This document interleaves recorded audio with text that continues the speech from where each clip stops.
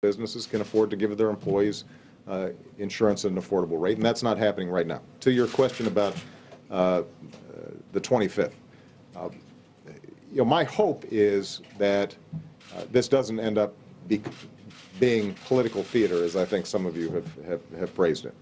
I want a substantive discussion. We haven't refined exactly how the agenda is going to go that day. We want to talk with both the Democratic and Republican leaders to find out what they think would be most useful. I do want to make sure that there are some people like the Congressional Budget Office, for example, that are considered nonpartisan, who can answer questions. In this whole health care debate, I am reminded of the story that was told about Senator Moynihan, who was, I guess, in an argument with one of his colleagues, and his colleague was losing the argument, so he got a little flustered and it said to Senator Moynihan, "Well, I'm entitled to my own opinion." And Senator Moynihan said, "Well, you're entitled to your own opinion, but you're not entitled to your own facts." I think that's the key to a successful dialogue on the 25th around health care. Let's establish some common facts. Let's establish what the issues are, what the problems are, and let's test out in front of the American people what ideas work and what ideas don't. And if we can establish that factual accuracy about how different approaches would work, then I think we can make some progress. And it may be that some of the facts that come up are ones that make my party a little bit uncomfortable. So if it's established that by working seriously on medical malpractice and tort reform, that we can reduce some of those costs, I've said from the beginning of this debate, I'd be willing to work on that. On the other hand, if I'm told that that is only a fraction of the problem, and that is not the biggest driver of health care costs, then I'm also going to insist, okay, let's look at that as one aspect of it, but what else are we willing to do? And this is where it gets back to the point I was making earlier.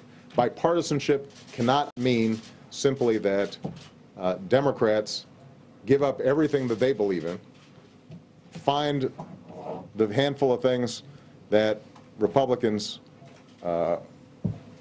have been advocating for, and we do those things, and then we have bipartisanship. That's that's not how it works.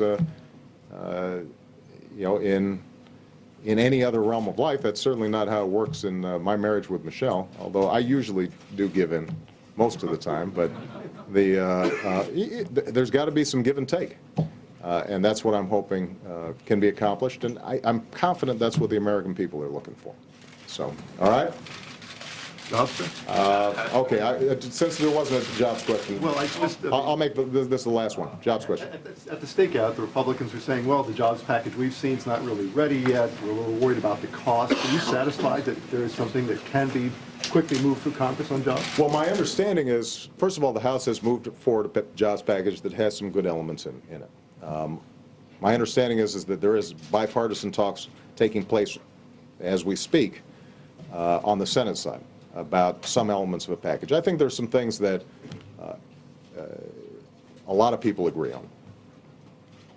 Just to give you an example, the idea of eliminating capital gains for small businesses, something we can all agree on. I talked about it at the State of the Union address.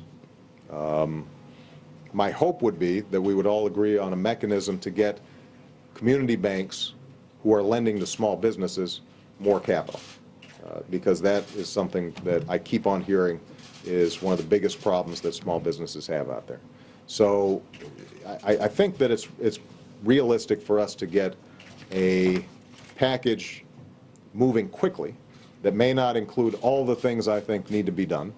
And it may be that that first package builds some trust and confidence that Democrats and Republicans on Capitol Hill can work together, and then we move on to the next aspect of the package and so forth.